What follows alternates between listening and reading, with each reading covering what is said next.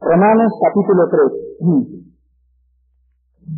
En el primer capítulo, el apóstol Pablo se encargó de mostrar a la raza humana que los paganos, o sea, las personas que no han oído el Evangelio, los budistas, los salvajes, los jíbaros, etcétera, etcétera, no van a tener excusa tampoco en el juicio de Dios, porque aun cuando no conocieron a Cristo ni a la Biblia, tenían, sin embargo, en su conciencia el testimonio en la creación, en el orden, en la organización del mundo, el testimonio de Dios.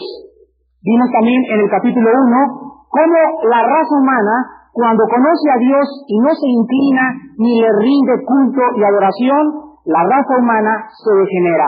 Cualquier persona que haya oído o conocido a Cristo y no obedezca, por cierto, quiero agregar algo al precioso resumen que Pablo nos hizo, la palabra obediencia. La palabra obediencia en el original hebreo y griego significa oír con atención. La palabra obedecer significa en el griego oír atentamente. Entonces, todas estas personas que no oyen o no quieren poner atención, se degeneran, ¿cómo? Moralmente. Moralmente el hombre llega a degenerarse y la degeneración sexual es el último grado de la degeneración del ser humano. También tenemos en el capítulo 2 de Romanos que después de haber oído la condenación tan tremenda del apóstol Pablo, pues salen los religiosos, ¿verdad? Y, pues gracias a Dios que pues yo no soy ni degenerado, ni adúltero, siempre he ido a misa, siempre he ido a la iglesia, etcétera, etcétera. Salen los religiosos para ver cómo les va en el juicio final. Y resulta que en el juicio Dios pone tanto a los religiosos como a la peor clase de personas en el mismo entarimado. A ver, todos que creían que los iba a poner hasta el frente, pónganse y parece contra la pared también ustedes. ¿Cómo? Pero si nosotros te conocimos, y nosotros fuimos a la iglesia, y yo di diezmos, etcétera, etcétera. Entonces Dios les dirá en el juicio a los religiosos que la religión no iba a salvar a nadie, y que el hecho de que hayan pertenecido a una organización religiosa no les daba el pasaporte para entrar al cielo.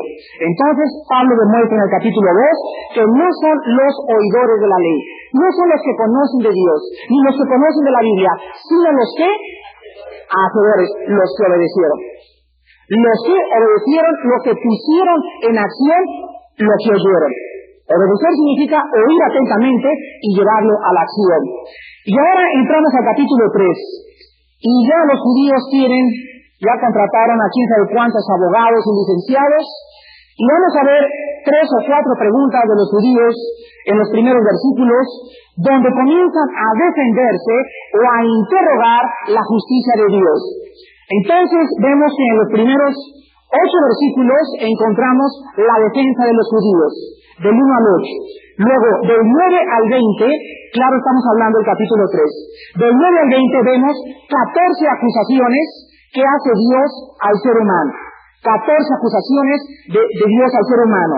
Y de los versículos 21 al 31 encontramos la respuesta de Dios al problema del ser humano. O sea, la justicia de Dios mediante la fe en Jesucristo. Vamos pues a ver en el capítulo 3 de Romanos que los judíos tienen preguntas. Y creo que tú también tienes preguntas. Cuando tú oyes la Biblia dices, bueno, ¿y aquí qué? ¿Y qué con mi abuelita? ¿Y qué con mi papá? ¿Y por qué Dios esto? ¿Y por qué Dios aquello? ¿No es verdad? Es lo más normal y es lo más lógico. Y Dios no se va a enojar de que tú tengas preguntas, siempre y cuando tus preguntas sean hechas a Dios con un espíritu de humildad, reconociendo que no te debes de enojar ni gritarle a Dios porque tú no entiendas sus caminos, sino simplemente esperar a que Él te revele por qué está haciendo lo que Él está haciendo. Y una vez que tú tengas esa actitud, tú podrás seguir caminando con Dios. Vamos pues a ver los primeros 2 versículos para encontrar la primera pregunta que los judíos tenían. Dice aquí, ¿qué ventaja tiene pues el judío? ¿O de qué aprovecha la circuncisión? Mucho, en todas maneras. Primero, ciertamente que les ha sido confiada la palabra de Dios.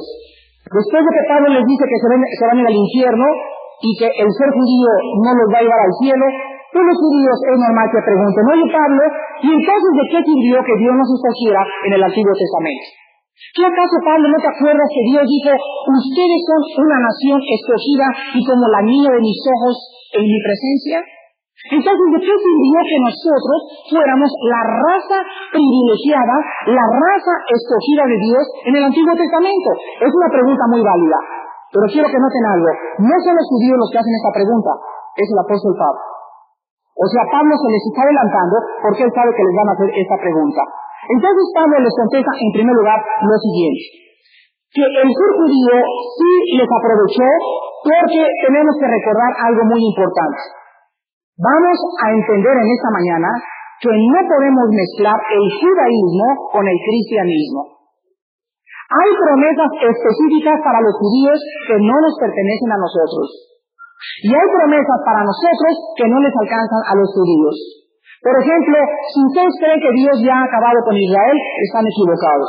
Porque el capítulo 9, 10 y 11 de Romanos explica que Dios no ha acabado con Israel, que ha venido un endurecimiento temporal. Pero cuando Cristo venga, Dios volverá a tratar otra vez con la nación judía. Entonces hay que entender esto para poder comprender que la circuncisión en los judíos, ¿qué cosa era? Era una señal. ¿Qué señal era entre Dios y los judíos? Que ellos eran el pueblo escogido. Y que a través de ellos, ¿qué cosa? Que a través de ellos, ¿qué cosa? Vendría el Mesías. Entonces Dios los escogió no por bonitos, no porque hubiera algo mejor en ellos, porque era el pueblo más pequeño. Fíjense por qué no Dios escogió a los romanos, poderosos, fuertes, guerreros, los griegos, sabios y disertadores de la filosofía. Y había muchos pueblos en los cuales Dios se pudo haber fijado, pero Dios se fijó en el pueblo más pequeño de todos los pueblos de la tierra. Y el pueblo más perseguido, el pueblo más sufrido y el pueblo que ha sobrevivido a toda la raza del ser humano. Les recuerdo que una vez el zar de Rusia, cuando le preguntó a un predicador ruso y le dijo, dame una prueba de que Dios existe, el predicador le contestó y le dijo, el pueblo judío. El pueblo judío en sí mismo, su sobrevivencia y sus profecías a través de ellos es suficiente para admirar a cualquier persona de que el Dios de los judíos en el Antiguo Testamento era realmente el Dios y Padre de Jesucristo. Entonces vamos a ver que Pablo les está diciendo en el versículo 2 mucho. Primero, en primer lugar, la ventaja que ustedes tienen es que les ha sido confiada a ustedes la palabra de Dios. Aquí no significa que ellos hayan sido depositarios de la Biblia, sino que a través de ellos se hicieron promesas que están por cumplirse y que ya se cumplieron. O sea, a ellos se les dijo, a través de ustedes vendrá el Mesías. ¿Se acuerdan lo que dijo Cristo? La salvación viene de los judíos. Entonces ellos tenían la ventaja de ser la raza por la cual Dios había obrado para enviar al Mesías a nosotros aquí al mundo. Y eso es algo que los judíos deberían de darle gracias a Dios. Pero el hecho de que ellos hayan sido los instrumentos o los canales para que el Mesías llegara no los hacía salvos. Porque una cosa era una promesa y otra cosa era si esa persona cumplía esa promesa. Vamos a ver entonces nosotros, en segundo lugar, del versículo 3 al 4, que los judíos siguen preguntando. Pues que, si algunos de ellos han sido incrédulos, su incredulidad habrá hecho nula la fidelidad de Dios. De ninguna manera. Antes bien sea Dios veraz y todo hombre mentiroso, como está escrito, para que seas justificado en tus palabras. En esta pregunta se está haciendo realmente el énfasis en lo siguiente. El hecho, dicen los judíos, el hecho de que nosotros hayamos sido incrédulos significa que las promesas que Dios nos hizo ya no tendrán validez por nuestra incredulidad. ¿Y qué les contesta Pablo? Esta es una lección tremenda para la iglesia del siglo XX. La incredulidad de los judíos no va a detener el plan de Dios. Es maravilloso que nosotros podamos comprender lo que dice 2 de Timoteo capítulo 2, versículo 3. 2 de Timoteo 2:13. Esto es algo que nos llena de humillación y esto es algo que debemos constantemente estar preguntando acerca de nuestros motivos. 2 de Timoteo 2:13, dice el apóstol Pablo, si fuéramos infieles, ¿qué dice? Él permanece fiel, Él no puede negarse a sí mismo. O sea, qué maravilloso que Dios tiene un plan. Y me dice, Armando, yo quiero ponerte en mi plan, pero quiero que entiendas algo. Si tú me fallas, tengo vos. No eres indispensable. No eres indispensable, no eres indispensable. Nadie es indispensable en la obra de Dios. Yo he escogido a ti, Jaime, para que tú seas el que lleve tu estudio bíblico en la colonia, a la Florida, pero si tú no funcionas, tengo otra persona. Pero mi plan que yo tengo determinado, ni tu incredulidad, ni tus pecados van a hacer que yo detenga mi proyecto. Entonces la Biblia nos dice que aun cuando nosotros le fallamos a Dios, Dios sigue cumpliendo sus promesas. Pero vean ustedes en el versículo, regresamos a Romanos, que dice en el versículo 4, y se cita en el versículo 4 un salmo de David, y dice así, de ninguna manera, antes bien sea Dios veraz, o sea, Dios lo que cumplió lo promete. Cumplamos nosotros o no cumplamos, Dios cumplirá su promesa. Él no es hombre para que mienta, ni hijo de hombre para que se arrepienta. Pero el hombre siempre falla, el hombre es débil, el hombre es mentiroso. Antes bien sea Dios veraz y todo hombre mentiroso. Pero se cita inmediatamente el Salmo 51:4, donde dice, para que seas justificado en tus palabras y venzas cuando fueres juzgado. Vamos al Salmo 51. Y vamos a ver por qué se cita el ejemplo del rey David. Dios le dijo a David, Davidcito, quiero que sepas que a través de ti vendrá el Mesías. Imagínate David, gracias Señor, digo, tiene que haber algo en mí, ¿verdad? Algo tiene que haber en mí para que, digo, no cualquiera viene el Mesías, algo tiene que haber en mí. Y aparte Dios le dice a David, y sabes que David, quiero que sepas también que tú vas a volver cuando te mueras, voy a regresar y voy a hacer mi reino otra vez en la tierra, y tú vas a ser el rey otra vez en Israel. Sí, gracias Señor, yo sabía que, yo con tantos diplomas que tengo yo, bachilleratos, y gracias Señor, digo, no cualquiera es David. Muy bien, entonces Dios le hace promesa a David, eternas y temporales. Pero quiero que noten ustedes que David fracasa en su relación con Dios adulterando. Una tarde, cuando deberían estar todos los reyes en la tierra, él se asoma en el techo de su casa y ve a lo lejos a una mujer llamada Betsabé, guapísima, con un cuerpo precioso. Y en lugar de que él esté peleando, en lugar de que él esté de rodillas, él está en ociosidad. Aquí se nos muestra que el pecado de David fue, la antesala del pecado de David fue la ociosidad. Dicen que la ociosidad es el taller de Satanás. Jóvenes ociosos están en manos de Satanás. Jóvenes que no tienen que hacer nada están en manos de Satanás. Ocupen su mente, lean buenos libros, oigan buena música, porque la ociosidad es la madre de todos los vicios. Pues David estaba ocioso, y ve a la mujer y la hace suya y mata a Urías, a su esposo. Entonces, después de que fracasa, se acerca David con Dios. Aquí estoy, Señor, perdóname, y se hinca y llora toda la noche y voltea el suelo, oh Dios, y ya se acabó mi promesa, ya no va a ser el rey, etcétera, etcétera.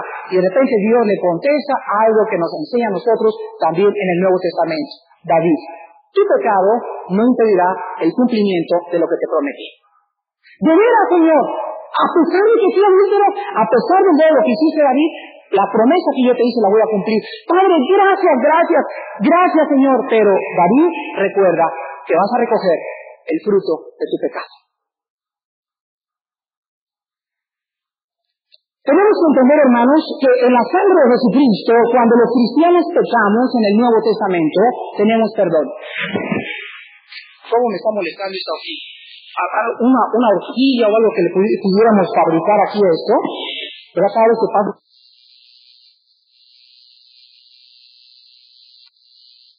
Arriba de la silla sería mucho mejor. Tenemos que entender nosotros, hermanos, que si nosotros vamos al Nuevo Testamento y encontramos que el cristiano está fallando constantemente. Una vez me acuerdo que Alan, mi hijo, me dijo, papá, quiero que me expliques entre el perdón y la cosecha. O sea, yo pequé, ¿verdad, papá? Sí, me hiciste un mal, hijo. Ahora, ¿yo me perdonó Dios? Sí. Entonces, ¿por qué si me perdonó Dios, tengo que recoger la cosecha? Y le puse a mi hijo ese ejemplo. Mira, pon una tabla de madera en tu cuarto y clávala. Y cada vez que hagas un pecado, le clavas un clavo. Entonces llegamos el domingo y me encontré la tabla llena de clavos, ¿verdad? Desde luego. A ver, como 20 clavos.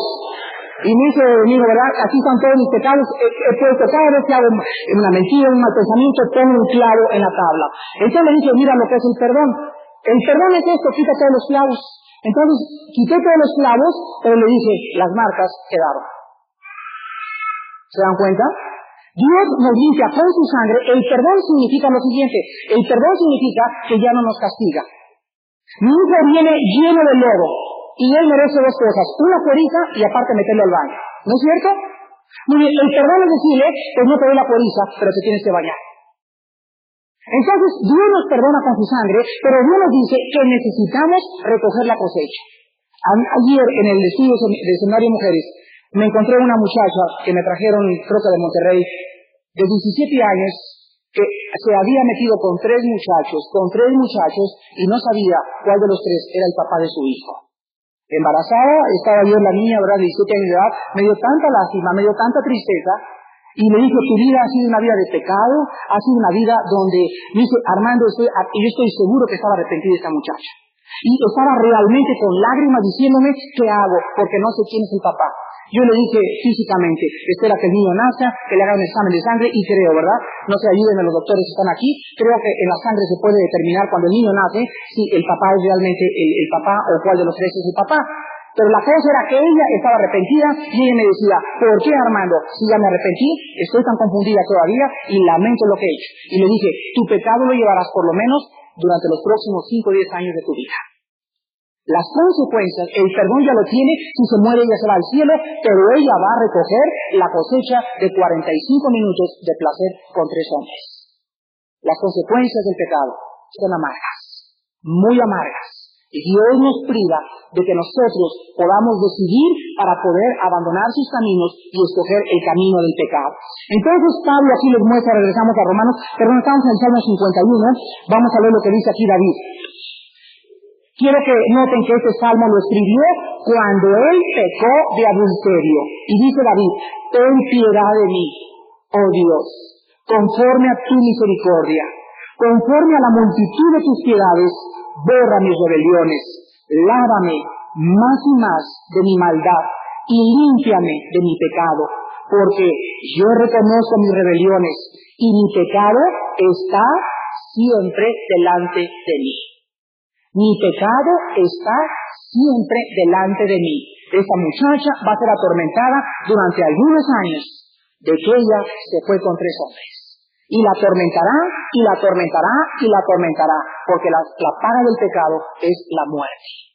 Dice David a continuación en el versículo 4, contra ti solo he pecado, y he hecho lo malo delante de tus ojos. Y aquí se cita lo que se cita en Romanos 3, para que seas reconocido justo ¿en qué?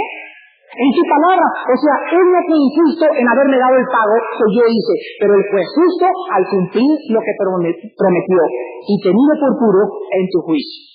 Entonces Pablo cita el versículo del capítulo 51 para demostrarles a los judíos el ejemplo más grande entre ellos. ¿Quién era el hombre que más admiraban? Pues al rey David.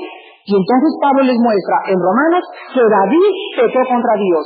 David fue incrédulo contra Dios. David se rebeló contra Dios. Y Dios cumplió su promesa aun cuando David recogió la cosecha de sus pecados. Entonces, nuestras fallas no van a detener que Dios haga lo que Él ha prometido con nosotros. Ven en Filipenses capítulo 1, versículo 6, esta promesa a todos los cristianos. Gracias a Dios que nuestras debilidades no impiden que Dios siga trabajando con nosotros. Cuántas gracias le doy yo a Dios de eso todas las mañanas. Padre, tantas veces que te fallamos, pero Padre, gracias porque Filipenses 1:6 dice, estando persuadido de esto, que el que comenzó en vosotros la buena obra, o sea, ¿quién comenzó la salvación en nosotros? ¿Quién? Claro, la salvación es de Dios, ¿verdad? La salvación es Él tomando la iniciativa. Nosotros no queremos ser salvos. Él es el que nos vino a buscar y a salvar. Él comenzó la obra. Muy bien, el que la comenzó, dice la Biblia, ¿qué cosa dice? La perfeccionará hasta el día de Jesucristo. O sea, Dios toma en sus manos a René, y sabe Dios que René es rebelde, etcétera, etcétera, y le da la salvación. La vida de René es transformada, y de repente René se encuentra y dice, Señor, pero yo no creo que te pueda ser fiel hasta la muerte, están duras las tentaciones. Y va a haber muchos problemas. Entonces Dios le dice a René, quiero que entiendas algo, René, te voy a hacer entender por las buenas o por las malas, pero no te me escapas. Por eso la salvación no la podemos perder, porque Él la va a perfeccionar. Cuando nosotros le fallemos, Él sigue siendo fiel en que al disciplinarnos, Dios al que recibe por hijo, tiene ahora de promesas.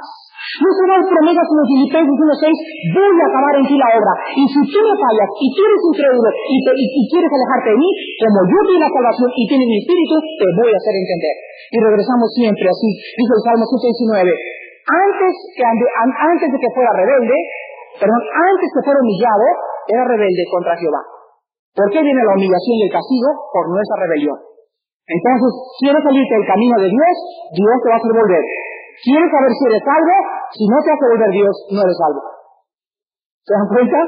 Las promesas, ¿para quién es? Para sus hijos. Él nos ha dado la promesa de que va a acabar con nosotros.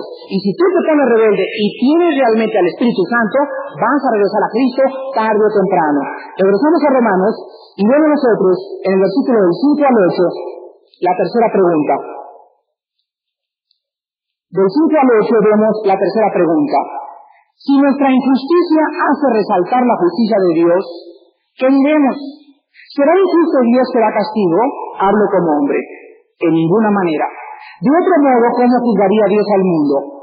Pero si por mi mentira la verdad de Dios abundó para su gloria, ¿por qué aún soy juzgado como pecador?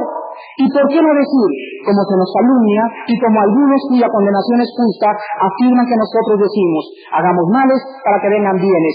Aquí vemos a los apologistas judíos. Le dicen a Dios, entonces nuestra incredulidad formaba parte de tu plan, ¿verdad?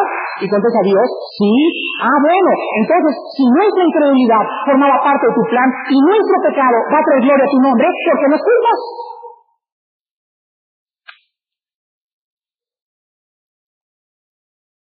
¿Lo entienden? ¿No lo has dicho tú muchas veces? Bueno, Judas dice que iba a entregar a Cristo, ¿no es cierto? Sí, dice la Biblia. Entonces, ¿qué culpa tenía Judas? Ellos estaban diciendo en otras maneras los judíos que en este caso ni Hitler ni Mussolini deberían de ser juzgados porque Hitler y Mussolini formaban parte del plan de Dios, y si formaban parte del plan de Dios, ¿cuál era la culpa de estos pecadores? Si estos pecadores formaban parte del plan de Dios. ¿Se dan cuenta? Entonces, ¿por qué dicen los judíos? Si fuimos incrédulos y Dios nos dice que nos va a juzgar, ¿por qué entonces nos hace responsables? Entonces, esa es una premisa absolutamente injusta. Es injusta porque es como decir, si por nuestra incredulidad era o estaba en el plan de Dios, o Dios, ¿por qué me estás juzgando tú aquí? Pero escuchen esto, al mismo tiempo que la Biblia dice que los mismos pecadores son usados en el plan de Dios, al mismo tiempo que Dios ha predestinado y ha elegido desde antes de la fundación del mundo, y ha sabido Dios quiénes se condenan y quiénes se salvan, las personas que son pecadoras aún son responsables delante de Dios. Entonces, si Dios no tuviera una base para decirle a esta hermana, usted es pecadora, ¿cómo podría, escuchen esto, cómo podría Dios celebrar un día del juicio? ¿Para qué es el día del juicio? El día del juicio se van a acercar todos con sus defensas. Van a estar aquí muchos ateos que estuvieron aquí el domingo y se van a quedar con Dios y le van a decir, pero va a estar Judas en primer lugar, va a llegar Judas, ¿verdad? Señor, tú me trajiste desde antes que naciera para entregar a tu hijo. Y si yo no hubiera entregado a tu hijo no hubiera muerto crucificado. ¿Sí o no, sí o no, sí o no? Dice Dios, ¿sí, Judas? Entonces, si tú me trajiste y yo fui el instrumento que fue usado para entregar a tu hijo, entonces es mi culpa. Y eso es lo que en el día del juicio Dios les va a demostrar. Juditas, a pesar de que yo sabía de que tú ibas a entregar a mi hijo y que lo planeé de tal forma para que tú fueras el instrumento por el cual mi hijo muriera y redimiera a la raza humana, Judas, al mismo tiempo tú eres culpable porque tú escogiste ser el traidor voluntariamente. Yo lo escribí en mi libro porque yo conozco todo desde antes de la fundación del mundo, pero cuando sucedió el acontecimiento, tú tomaste esa elección. Yo lo sabía, y como yo sabía que ibas a tomar esa elección, te usé para mis propósitos. Pero tú eres responsable delante de mí. Ahora, si nosotros no entendemos esto, ¿verdad? Entonces podemos comenzar a decir, como los judíos decían, hagamos males para que vengan bienes. Con que entonces el pecado es gloria para ti, y vamos a las orgías.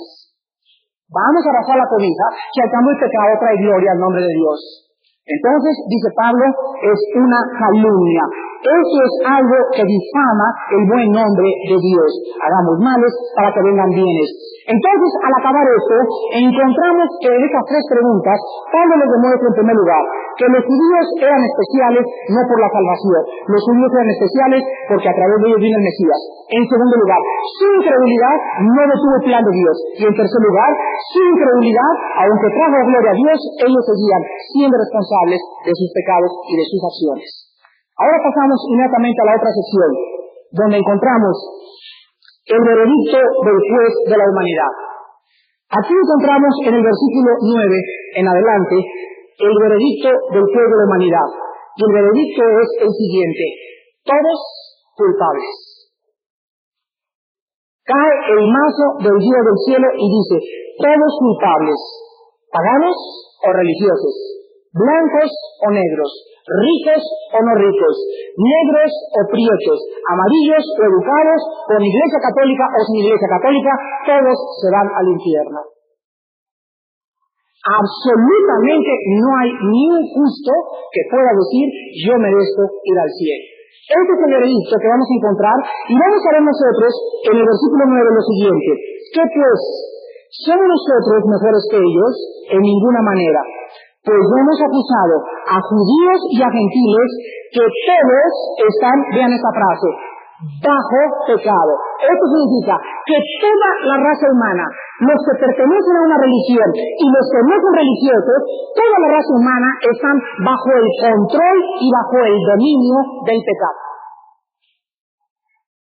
Los sacerdotes y los obispos, los cardenales y los papas, los budistas y los hitlerianos y Hitler y la prostituta, el más educado y la más santa de las mujeres y nuestros ojos están bajo el control y el dominio del pecado.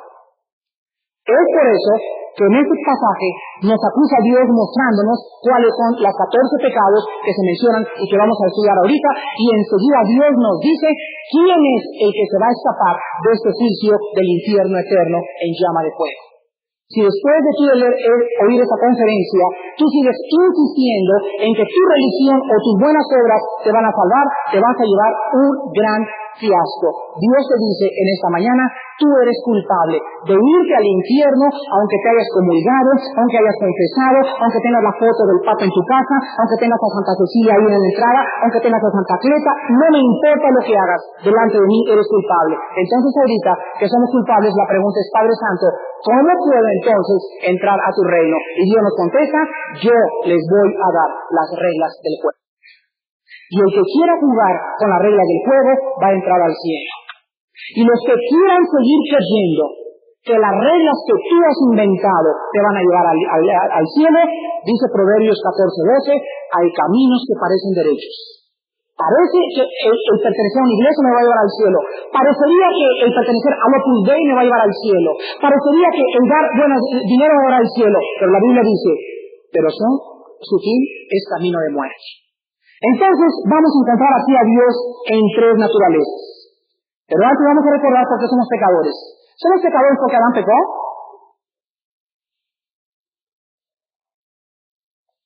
La Biblia es digna de la más profunda apologética que ustedes puedan usar, y cualquier pregunta tuya intelectual, la Biblia te la contesta.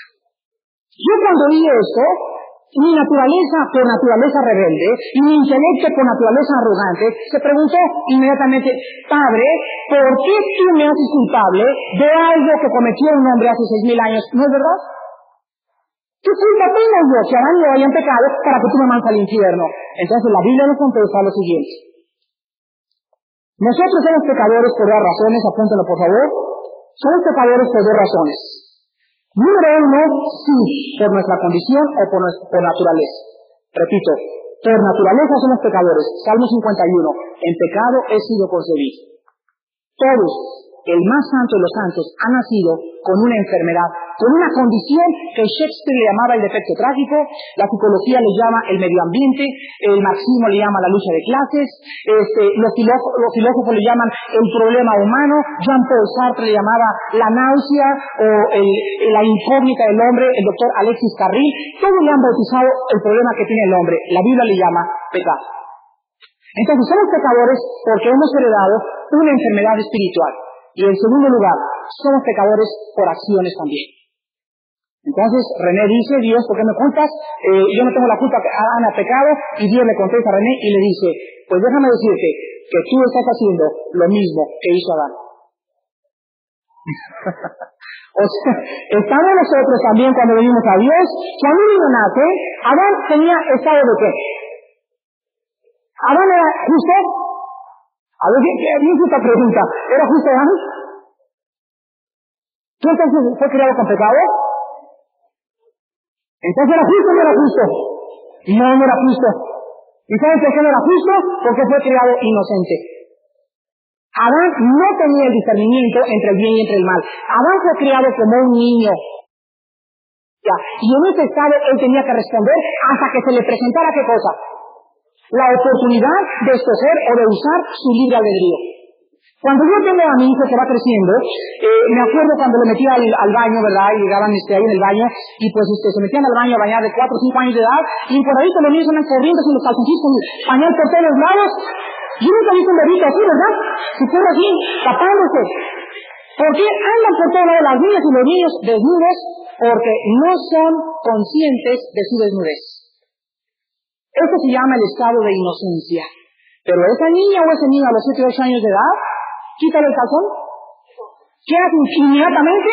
¿Quién le dijo que estaba desnudo? ¿Quién le dijo que era pecado enseñar sus órganos masculinos? Algo en lo profundo de su conciencia lo hace avergonzarse de algo que no era vergüenza cuando fuimos creados a la imagen y semejanza de Dios. Entonces, cuando el niño descubre que hay un estado de maldad y en ese momento él quiere decidir taparse, en ese momento el niño es responsable para recibir a Jesucristo. Entonces un niño debe recibir a Cristo a los 7, 8 años de edad. Pero mientras no era necesario, él es inocente. Si se muere, se va al cielo. No porque sea justo, sino porque el sacrificio de Cristo en la cruz pagó por el pecado inocente de los niños que no disciernen entre su mano izquierda y su mano derecha. Por eso Cristo dijo, dejad que los niños vengan a mí, porque de ellos es el reino de los cielos. Todos los niños muertos inocentes se van al cielo. No hay tal cosa como el limbo. De que si no le echan agüita se va al limbo. ¿Dónde está eso en la Biblia, señores? La Biblia nos muestra claramente que el limbo ni siquiera existe. Entonces a Dios se nos muestra aquí en tres secciones. Vamos a ver en el versículo del 10 al 12 a Dios como juez. En el versículo del 13 al 15 a Dios como médico. Y en el versículo 16 al 18 a Dios como historiador. Y vamos a ver entonces, de la sección del 10 en adelante, las 14 acusaciones de Dios contra nosotros. Vamos a ver la primera acusación que Dios nos da. Estos son los rayos X de Dios.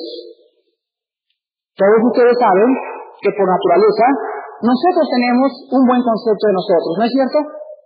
Pregúntale a una señora religiosa y te va a contestar, no todos son tan malos. Hay algo bueno en el hombre. El diagnóstico de la mayor parte de los psicólogos ha sido hay más bueno que malo en el ser humano. ¿Y saben ustedes por qué expresan esto los psicólogos? Porque ellos mismos se miden por ellos mismos a través de nuestra conducta. O sea, ¿cuál es el parámetro que los psicólogos usan para decir que son más buenos que malos? Sus propias vidas. Y sus propias vidas nos dicen que el 65% de los psicólogos y psiquiatras en América Latina se han casado más de 3 veces. Entonces, si alguien se casa 6 veces, no es tan malo como el que se casó 3 veces. ¿Se dan cuenta? Pero cuando venimos a la Biblia, entonces tenemos una norma alta de un Dios santo que nos dice, sin santidad nadie verá a Dios.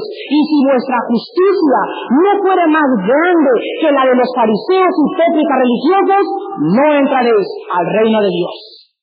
Y cuando Dios nos levanta el parámetro y la norma a la cual debemos nosotros sujetarnos, nos quedamos impávidos y nos quedamos pequeños y le decimos, oh Dios, pides demasiado porque la santidad es algo que nunca podrá alcanzar. Y Dios nos contesta, tienen toda la razón, para eso envía al Espíritu Santo en Pentecostés. Para que entrara tu vida y Él hiciera cumplir lo que yo te mando. Dice en Ezequiel 36, pondré mis leyes dentro de tus mentes. Y haré que ese corazón de piedra sea sacado y les pondré un corazón de carne y haré que anden entonces en mis mandamientos. ¿Cómo puedo yo entonces ser cristiano sin la ayuda del Espíritu Santo? Imposible. Todo lo que Dios me pide es muy difícil de cumplir. No hagas esto por aquí, por allá, y se refiere a tu esposa. Son muchas las tentaciones, pero el Espíritu que Dios ha hecho morar en nosotros nos da la capacidad de vivir una vida diferente. Vemos entonces la primera acusación de Dios contra la raza humana en el versículo 10. La primera acusación es, no hay nadie absolutamente que sea justo. Vean Job capítulo 9, versículo 2. La primera acusación es que en el mundo que vivimos no hay nadie que sea justo delante de Dios. Job 9:2.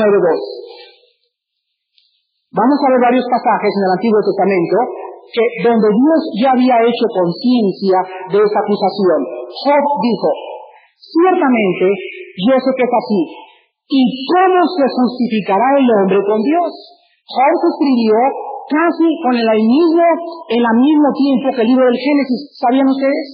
Job tiene la misma antigüedad que el libro del Génesis. Y en ese tiempo, Job se preguntó y le dijo, ¿cómo podré, Señor, ser aceptado por ti? Voy a misa, comulgando, Señor, los domingos, yéndome a la vía y rascándome y ensangrentándome la lengua y las rodillas, ¿así me aceptarás? Y todo lo que el hombre quería hacer para aceptado por Dios, le decía, no es por ahí, no es por ahí, no es por ahí, no es por ahí, no es por ahí. Entonces Dios lleva al hombre a un rincón. A un rincón donde el hombre queda absolutamente enfrente de un Dios santo, sin ninguna esperanza, sin ningún medio para poder salvarse. Dios nos quita todas las armas, me quita la religión de mis brazos, me quita los sacrificios, me desamba, me deja desnudo ante su presencia, y entonces quedo y levanto la voz al cielo y digo, Señor, ¿qué he de hacer para ser justo? Y Dios contestó esto en el Nuevo Testamento, cuando envió a Cristo a morir en una cruz. Vean ahora Eclesiastés capítulo 7. Denle la vuelta a Job, está Salmos, después sigue Proverbios y después Eclesiastés. Job, Salmos, Proverbios, Eclesiastés. Capítulo 7, versículo 20. El que escribió Eclesiastés es Salomón. Y dice Salomón, ciertamente no hay hombre justo en la tierra que haga el bien y nunca peque. Ahora vamos al Salmo capítulo 14. Regresamos a Salmos, atrás a Proverbios y luego sigue Salmos, versículo 1, Salmo 14, 1.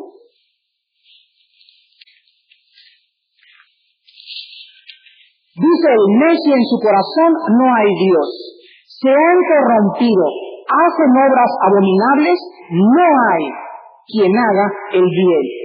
Ahora vamos al Salmo 53. Salmo 53, versículo 1 también. Dice, el necio en su corazón no hay Dios. Se han corrompido, hicieron abominable maldad y no hay quien haga el bien. Entonces vamos a ver que la primera acusación contra nosotros es que todos nosotros, delante de Dios, nosotros somos culpables de pecado. Somos pecadores. Ahora muy bien, ¿qué significa ser justo? ¿Qué significa que no hay nadie justo? Muy bien, ser justo significa dos cosas en la Biblia. Número 1, ser justo significa estar en una posición o relación correcta con Dios. Y número 2, ser justo significa jugar conforme a las reglas de Dios. ¿Escucharon? Entonces, desde este punto de vista, desde esta perspectiva, yo no soy justo porque voy, por ejemplo, a la Iglesia Católica, y fui muchos años a la Iglesia Católica, me comulgaba, etcétera, etcétera, mi vida no cambiaba, los mismos pecados, bla, bla, bla, bla, bla, y de repente le pregunta a un señor, oiga, ¿y quién inventó esto, por ejemplo, de informe con usted y decirme que le tengo que decir mis pecados? Mijito, pues, me lo dijeron por ahí. Y vamos con el de por allá. ¿Y quién le dijo a ustedes que teníamos que hacer esto? Pues mira, me lo dijeron hace 300 años. Y regresamos hasta el final y a la raíz de la situación y encontramos que su origen no lo tuvo en la Biblia, lo tuvo en tradiciones inventadas por los hombres. Señor, y cuando vengo el domingo, ¿a qué voy a misa? Pues a cumplir, hijito, ¿a cumplir con qué? A cumplir con los mandamientos de Dios. ¿Y qué es el mandamiento de Dios? ¿Que vaya a misa? No, pero mira, cuando tú vienes, yo levanto la cosa esa, ¿verdad? Y en ese momento viene una cosa tremenda y convierte con un poder especial esa cosa en la sangre y cuerpo de Cristo. Y en el momento que la levanto y la consagro, las personas que se acercan y toman de eso, reciben a Jesucristo. Reciben a Cristo el domingo, se les sale el lunes, martes, miércoles, jueves, viernes, sábado, y lo voy a recibir cada domingo. Creo que usando no quiero ser burlón, quiero solamente usar la lógica más elemental. Creo que usando un poco de lógica y preguntándote a ti mismo, fíjate qué cosa tan tremenda. Mientras perteneciste a esa religión, nunca hiciste preguntas, y en cuanto te conviertes, te vienen las preguntas. Pertenecimos a un sistema que era de lo más absurdo, lógicamente. Y cuando nunca tienes al mismo, tienes dudas. Así es la naturaleza del ser humano. Es más fácil que creamos la mentira que la verdad. Entonces Dios nos muestra en su palabra que el ser justo significa estar en una relación correcta con Dios. Y el ir a misa no me pone en una relación correcta con Dios. El libro de Dios tampoco me pone en una posición correcta con Dios. Entonces, ¿cómo puedo yo entender si el sistema al que yo pertenezco está hecho por las reglas de Dios? ¿Quién hizo esas reglas? Las hicieron los hombres. Cuando yo quiero ser justo delante de Dios, tengo que jugar conforme a sus reglas. Y tengo que conocer las reglas y comenzar a jugar conforme a esas reglas para ser aceptado y estar en una posición aceptable delante de Dios. Ahora vemos a continuación nosotros también aquí, que mientras veamos Isaías 64, versículo 6. Isaías 64, versículo 6. Vean cómo la Biblia es tan maravillosa estudiarla de esta manera porque sistemáticamente vamos estudiando y conociendo y profundizando la mecánica de la doctrina y la teología cristiana. Es maravillosa. Isaías 64, 6 dice así: si bien todos nosotros somos como suciedad y todas nuestras justicias, o sea, lo mejor que hay en ti, los dulces que le regalas a los niños, tus oraciones a la Virgen, tus sacrificios el domingo, el cumplir, etcétera, etcétera, etcétera. Todas sus justicias tuyas, delante de Dios, son como trapo de inmundicia. Y caímos todos nosotros como la hoja, y nuestras maldades nos llevaron como el viento. O sea, dice la Biblia, que el hombre con todo lo mejor que pueda tener, se acerca el hombre con Dios y el hombre le dice a Dios: Señor, dice Dios, ¿qué es esto? Y dice Dios: esto que tú me traes para mí es un trapo cochino inmundo, pero es lo mejor que te puedo dar. Tú no me puedes dar nada más grande que lo que yo hice por ti en la cruz del Calvario.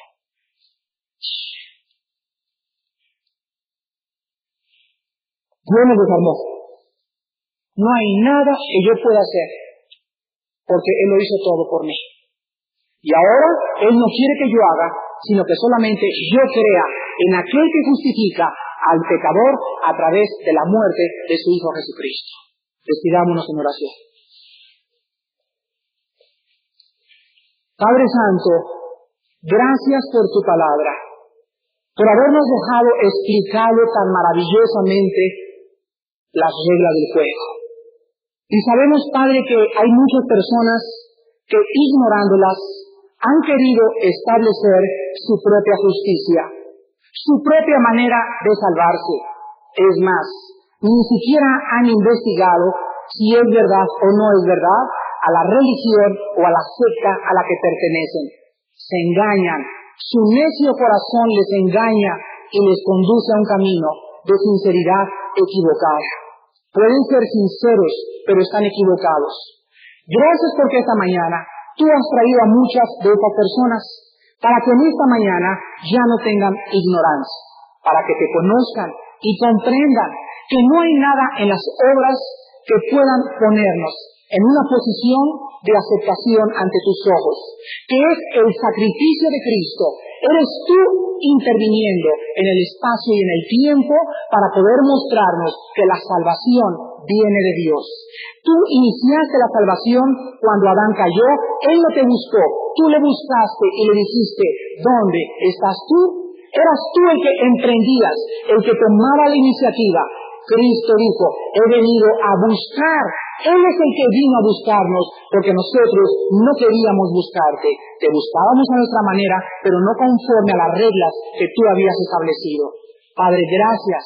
Gracias por darnos a conocer las reglas del juego. Gracias por darnos a conocer a Jesucristo, que es único, es suficiente su muerte en la cruz. Su sacrificio es total y absoluto. No hay nada que agregarle. Ninguna obra ni mérito humano puede llegar a completar tu salvación. Tu salvación fue total y absoluta y fuimos salvados y santificados por una sola ofrenda de tu Hijo en esa cruz. Gracias, Señor, porque ahora le hemos aceptado y Él es nuestra justicia. Por Él estamos en una posición correcta delante de ti. Por Él tú nos aceptas, porque no había méritos, no había obras buenas que nosotros pudiéramos hacer para que nos fuéramos aceptados. Gracias por Cristo, porque Él es nuestra justicia, Él es nuestra redención, Él es nuestra sabiduría. Por Él, Señor, estamos delante de ti y por sus méritos, por lo que Él hizo, por lo que Él sufrió, por su sangre preciosa, en esta mañana te podemos decir nuestro Dios y nuestro Padre. Oh Señor, en esta mañana trae a la cruz a estas personas que les has hablado a su corazón. Muéstrales y quítales sus falsas promesas que ellos tienen. Quítales sus bastones falsos, quebradizos, que son sus buenas obras, su dinero, sus sacramentos, que son falsos conceptos para entrar al reino de Dios. Muéstrales, Padre, que necesitan a Cristo, que necesitan arrepentirse y confiar no en sus buenas obras, sino en la salvación de Cristo. Y una vez recibiendo a Cristo, tenemos forzosamente que por las buenas obras demostrar que hemos sido salvados, pero no por las buenas obras creer que seremos aceptados. Padre, en esta mañana háblales al corazón y las personas que en esta mañana quieran recibir a Cristo tienen que hacer tres cosas. Arrepiéntanse en primer lugar. Arrepiéntete de tus pecados. Arrepentirte es cambiar tu mente y decirle a Dios, Señor, perdóname porque fui un hipócrita, aún en mi propia religión. Ni siquiera cumplía lo que mi religión me mandaba. Y yo confiaba en entrar al cielo. Perdóname. Eso es arrepentirse. Cambiar tu manera de pensar respecto a tu vida anterior. No hay nada que puedas hacer para ser aceptado por Dios más que creer en Jesucristo como tu Salvador y el único medio para poder entrar al reino de Dios. En segundo lugar, cree en Cristo como el Cristo, el Hijo de Dios. El único que puede obtener para ti la salvación de tu alma. Y en tercer lugar, ábrele tu corazón. Dile, Señor Jesús, en esta mañana te recibo humildemente. Aún no entiendo muchas cosas, pero entiendo que te necesito. Y que si eres tú el medio para entrar al reino de Dios, yo te acepto en esta mañana con todo mi corazón, con todas mis fuerzas y con toda mi alma.